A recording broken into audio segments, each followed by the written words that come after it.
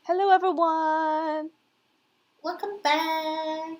I want to bring up the mood because what I'm going to be talking about today is not fun for me. Not I fun didn't at find it all. enjoyable.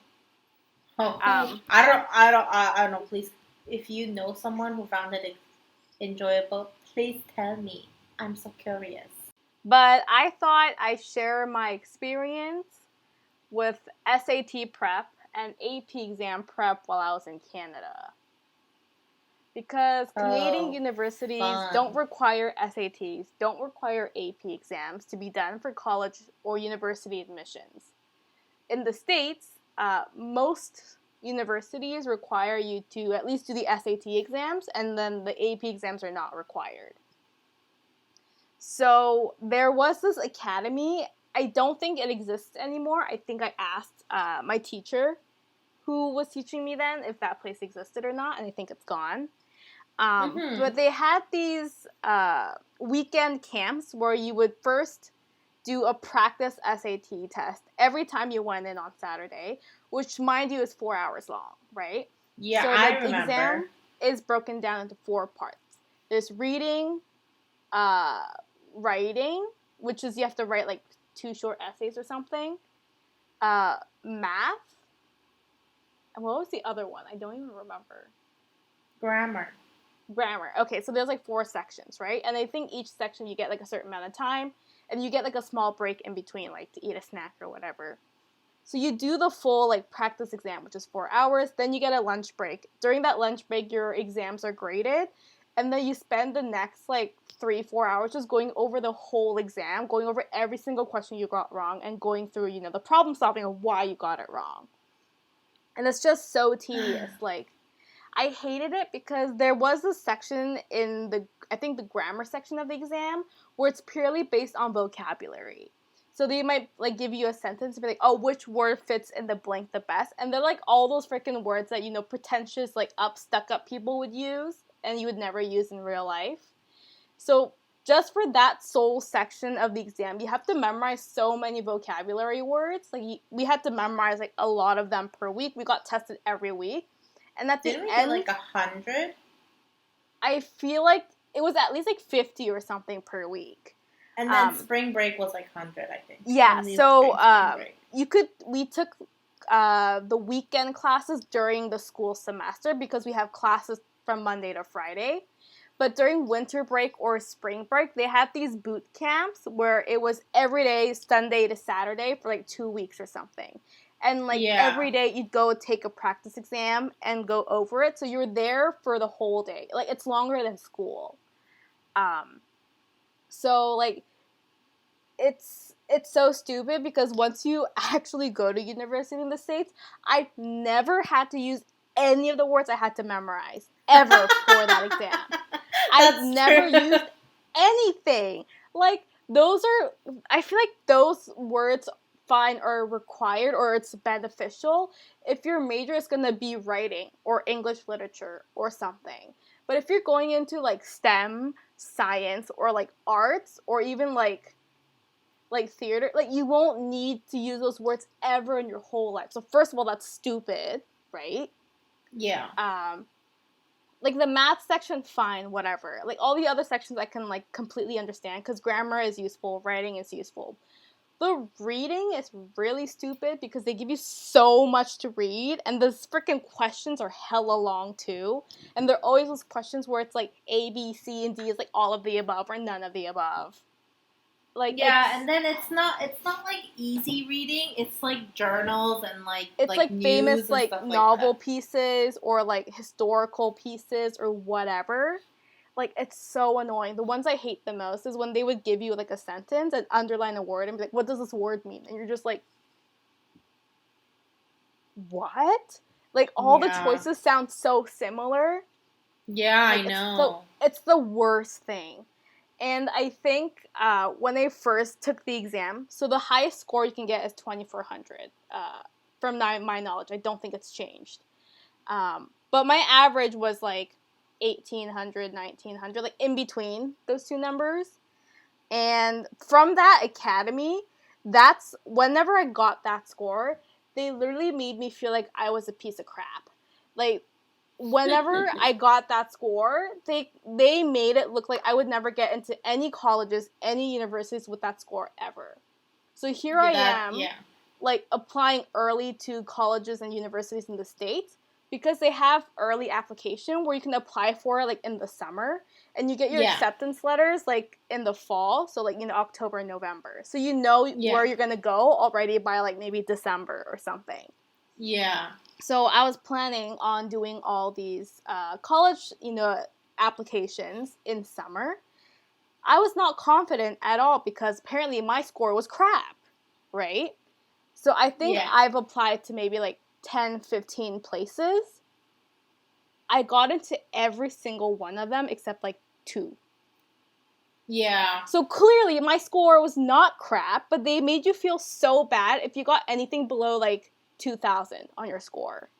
Because in Asian culture, they're like hippity hip hip hip. Like it's like putting a whip to like a horse. Like the more better you do, the more they whip you and be like more like that. Yeah, and the thing is, I believed it because a lot of the people who were in that boot camp or in those classes with me would get those scores.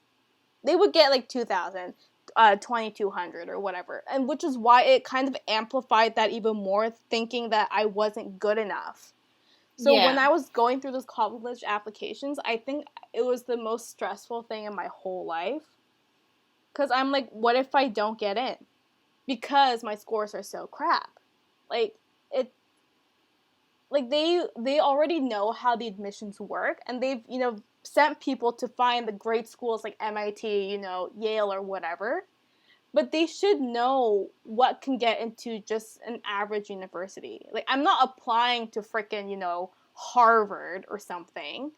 But I'm just applying to the day-to-day, normally just everyday accessible universities. They should know that my score was enough, but they kept, like, pushing the thought of that it's not good enough, which is why I hated that exam. And also, in freaking university, you don't do any standardized exams. There is no standardized exam. So I don't know why that's so required now to get into college, because it doesn't help you at all. And like on top of that, I had to take AP exams as well, because they're like, oh, you're taking SATs? Take AP exams too. They're gonna help you aplenty. And I was like, okay, not like I have a choice in this, say. So I started AP prep the same time I started SAT prep, which was in grade 11 in high school, because I was applying by the end of grade 11. So I had to have all my exams done, everything done from until like, the summer of when I was applying. So I think I took 3 AP exams. I took psychology, biology, and chemistry, because I refused to do anything, like world history or like whatever. I was like, no, thank you. So mind you, I'm in grade 11 taking an exam that requires you to know the information from grade 12 because I'm applying early. Yeah. That was the stressful part. So I'm walking into the chemistry AP, like looking at everything we had to learn. I don't know. Well, at that point when I went into the class, I didn't know what stoichiometry was. I didn't know what Gibbs free energy was. I didn't know, all these ways of, calculating reactions and energy, if it's exothermic or endothermic or whatever. The only thing I, like, literally knew in chemistry was, like, Lewis diagrams. Like, I had very minimal knowledge. Any of that is. I had very minimum knowledge because you don't learn a lot until, like, when you actually go into grade, like, 11 and 12 chemistry. So I'm behind. I don't even have the background knowledge to learn the new stuff that we're learning. So I was talking to the teacher, which I still keep in contact with.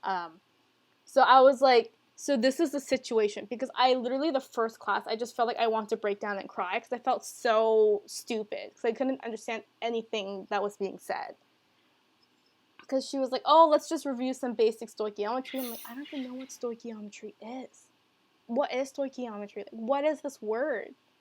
like, it was, and I told her, like, I just started class, right? I don't have chemistry until, like, next semester, so I don't even have the background knowledge that's needed for this. Yeah. So how am I supposed to do this? And she was very honest with me. She's like, it's going to be really difficult because you don't have the background information. But if you come, like, a little bit early, I'll be able to help you at least kind of understand what you need to know before we go to a lesson. And, like, that's all she could actually do. Right? And she's like, if it really gets too difficult, then you might not want to continue taking the class. Yeah. So I was like, wow, this is kind of screwed. Like, yeah. Especially because if I had chemistry class in high school that year, in the first semester when I was taking that AP exam class, I would have been fine because I would have learned the stuff alongside and kind of get the background knowledge. Mm-hmm. But I didn't. I had it in the second semester, so I didn't even have the chance to learn alongside with the class. Yeah, so this teacher, like, taught the chemistry. So she taught us, like, kind of the background knowledge for chemistry and, like, biology. We had a separate biology AP teacher, and she taught us chemistry AP. So, mind you, I have school, 5 days a week, 9 to 3:15, which is a weird time for our school to end. And then after 3:15, I would, like, go get a snack or whatever, or just go to the academy early because our class started at 5 p.m. and they would go from 5 to 8. So every day I'm actually in class until 8 p.m. I have to come home, do the homework that's for the academy, and do the homework that's for the school. So I have double the workload, and that's also on top of me not understanding what's going on. And that's one day a week. Chemistry is 5 to 8 p.m., maybe, like, Thursday. Then I had biology AP, 5 to 8 p.m., maybe on a Tuesday. And I had psychology on a Wednesday. So 3 days out of the week, I was in study mode from 9 a.m. to 8 p.m. So by the time I get home, I'm exhausted. But I still have to do all the classwork I'm supposed to do, study for my exams that are in school, and have to study the material that I don't understand for my AP classes. But then, do you feel like when you did those AP classes and then you went to university, do you feel like they've helped you? No. First of all, when I applied for college applications, so the same system that does the AP exams does the SAT exam. So you have all your scores on, like, one kind of website, right? Yeah. So when you go to applications in the States, you actually have a school code, and you can go to that SAT website and send your scores to the school. So you just input the school code, and they'll send all your results to them. So they look at it, over your application. Mm-hmm. So I sent over my chemistry score and my psychology score. My bio AP, I didn't do really well. I felt like I had an understanding, but apparently I did not. So the highest score is 5 for AP exams. And for chemistry and psychology, I got a 4. And for biology, I got a 3. So I only sent chemistry and psychology because if you have a 4 out of 5 for chemistry, you can actually skip the first semester chemistry classes in university. So you can skip general chem, like, 1 and the lab for that class. Yeah. So I sent, like, all my scores, right? My SAT scores went there fine. My AP exam scores never arrived. So I had to still take chemistry when I went, which was the one class I had difficulty signing up for because it was full because it's a general, like, chemistry class that everyone needs. Yeah. Even if I sent biology, I've never had to use it because I'm biochem, so I don't take human biology. Didn't matter. Psychology, I never took a psychology elective. That never got used. So basically, I used none of the scores that I got on any of my AP exams in my first year of college, so it didn't help at all. It just gave me more stress. Oh, man. Yeah. So the thing is, the time I took my bio AP exam was the first year they changed the format of the exam. So you have multiple choice and all that stuff in the beginning. And I think initially, the last written portion was, like, 2 long answer questions that you had to, like, kind of write through. And I Yeah. think they changed that to, like, 4 short answer and then 2 longer questions. So you had more written that you had to do. So I was taking, and the thing that really was annoying was you had to do all these calculations with just, like, a calculator. So you had to do, like, genetics and, like, Punnett squares and stuff like that, and, like, say what's the probability that this person will have, like, whatever genetic condition. And we had to do, like, high score analysis and all that stuff, like, with a calculator, which is, like, the most boring thing ever. I still don't know the equation because I, like, never had to do it afterwards. Yeah. But because it was the first time that they changed the exam format, there was no practice exam for that AP exam. So I had no clue how in-depth the questions were going to be in the written section, because the multiple choice, you can predict what's going to come out. Like, there's only so much you can change in the multiple choice. But the written was really difficult because there's no way for me to prepare for them. Because there wasn't, they didn't have, like, practice exams that were available because it was a new format.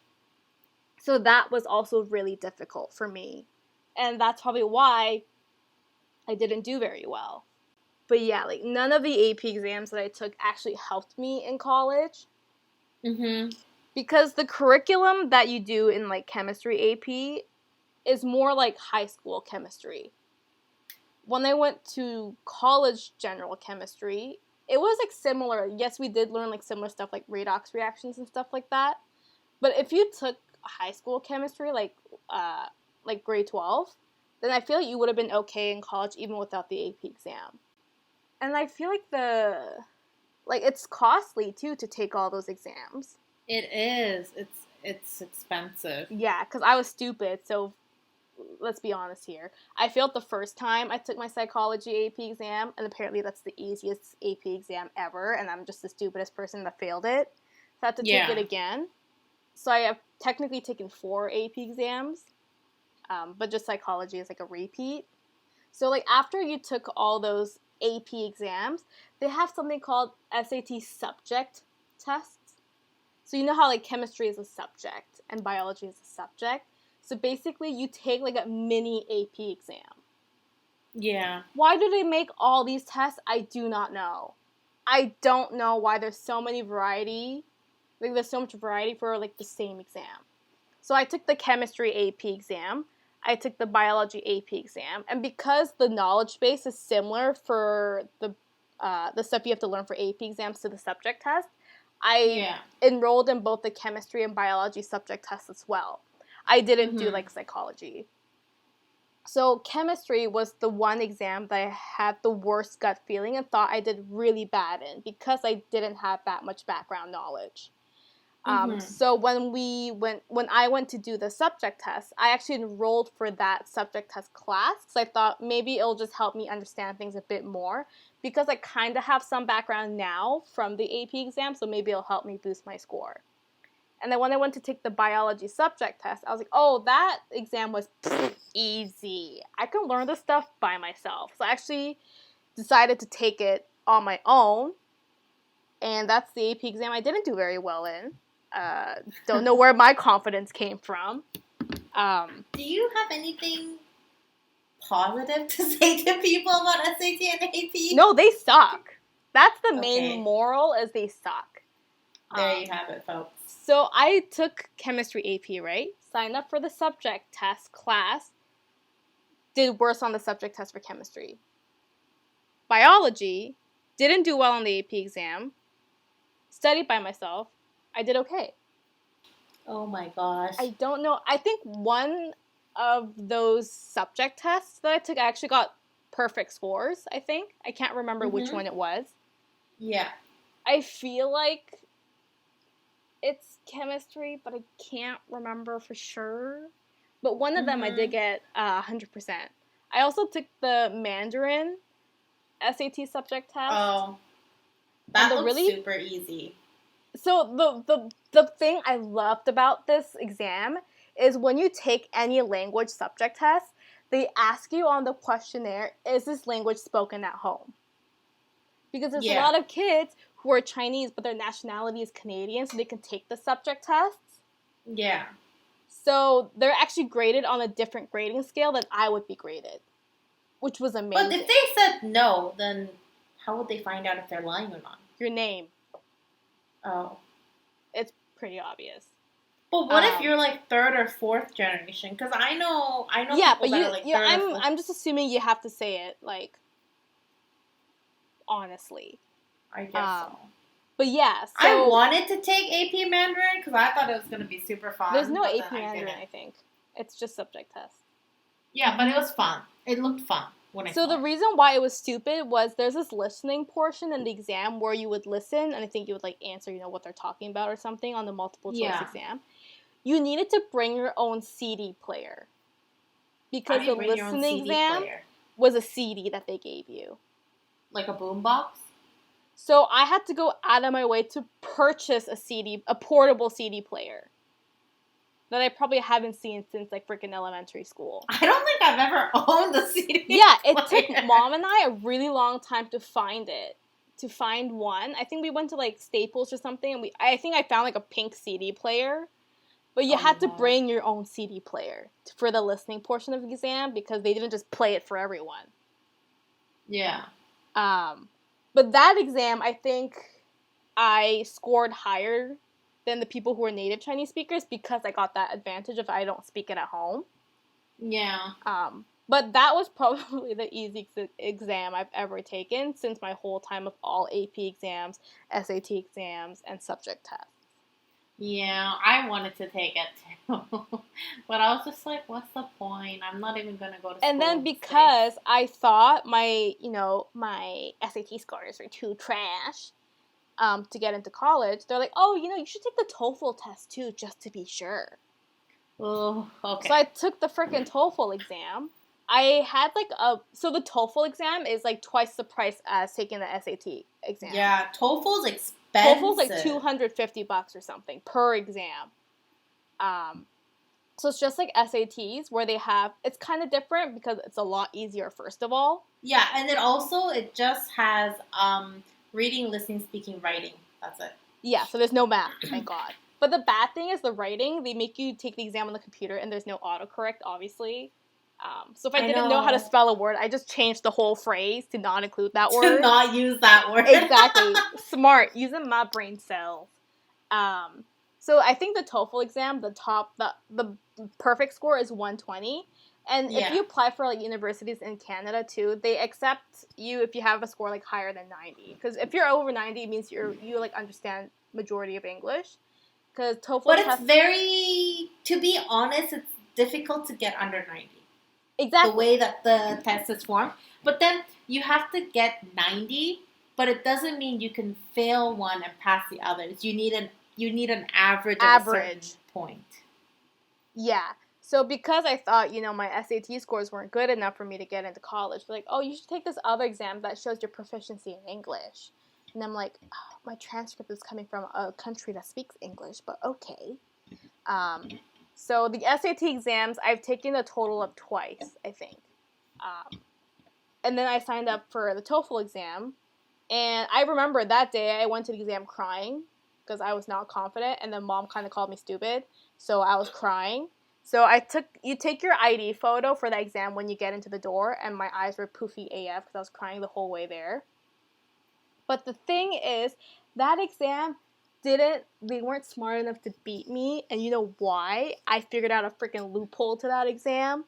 So you make sure the person who sits next to you, if they get seated first, make sure they go into the speaking session before you, because you can kind of hear their answer, and you can kind of think what the question is going to be, so you can pre-think of your answer before you even hear the question. But also, the answer of the questions in the speaking one, it's in the question itself and the story itself. I remember I got really vague questions. So the one question speaking prompt that I remember clearly to this day was, if you could teach kindergartners something that would be valuable in their life, what would it be? I don't know. They don't really care about freaking life morals at that point. But the person next to me was like, oh, like if I was a teacher, I would teach them, friendship. And I'm like, oh, that's a BS answer. So, So I gave an even more BS answer, and what I said was, global warming is really impacting our day-to-day life, so I think we should really influence and show the kids how important recycling is. Oh my god. Yeah, so I basically talked about recycling for 45 seconds, and I got freaking perfect on my speaking. Oh my god. But yeah, eventually I got like 117 out of 120, so it was like a good score, and I got into college. The end. But it's just all the work I had to put up before going to college did not help me in college. That's true. That is the moral of the story. The moral of the story is we just spent a lot of money. Yeah, I know some schools in the States now don't require SAT exams for applications because they realize how stupid it is. Maybe. But it's still quite, needed if you're ever going to apply to college in the States. Yeah. So this whole episode was Sally ranting. I had to get that frustration out. It still haunts me till this day. And it's like 6 years later. Yeah, I can tell. 6, 7 years later. If Mom hears this, she's going to be very sad. No, Mom knows. I've told her how stupid it was, multiple times after I got into college. I know, but it's her money that went into it, Well, I got into college eventually, right? Sure, but we can't exactly say it's due to those hardships that you went through. Well, we didn't have a choice because those were required to apply in the States. Yeah. But it's just the values and the skills that they teach you for those exams aren't really applicable to college. Yeah. That's the main thing I've learned from all my exams. Yeah, that's true. Life. So I hope you enjoyed my Asian struggles. My gosh. It's so just scary. Harder about SATs because it's not required in Canada, so you have to do everything on your own. I'm just glad Mom didn't think that I was smart enough, and she didn't put as pressure on me as she did to you. Sophia didn't take any of the AP exams or subject tests. She only took TOEFL and the SATs. SATs. Yeah, but then the thing is, my mom thought I wasn't smart enough, but so it's okay because I didn't have to do all that, so I'm okay with that. I know. I'm not okay with this. My scores eventually, end of story, it got sent to my school after I finished my first semester, so I couldn't even use the credits anymore. But yes, I hope you enjoyed my frustrating rant. I had to release the story because I know there are people that are gonna relate to this. She was gonna blow up eventually. We might as well just get it out of the way, Yeah. Yeah, but thanks everyone for listening to our rant podcast. Not even rant, my rant. Yes, her rant podcast, apparently. Don't forget to check us out on YouTube at Mixing Cultures Podcast and also Spotify and Apple Podcast. And if you have any inquiries, you can send them to us on Instagram at Mixing Cultures Podcast. And we do try to upload previews and let you guys know when the new episodes are live. Yeah, so everyone stay tuned for next week, and I hope you have a wonderful morning, afternoon, or evening. Be safe, wear a mask. Bye-bye. Be safe, wear a mask. Yeah, bye-bye. Bye-bye.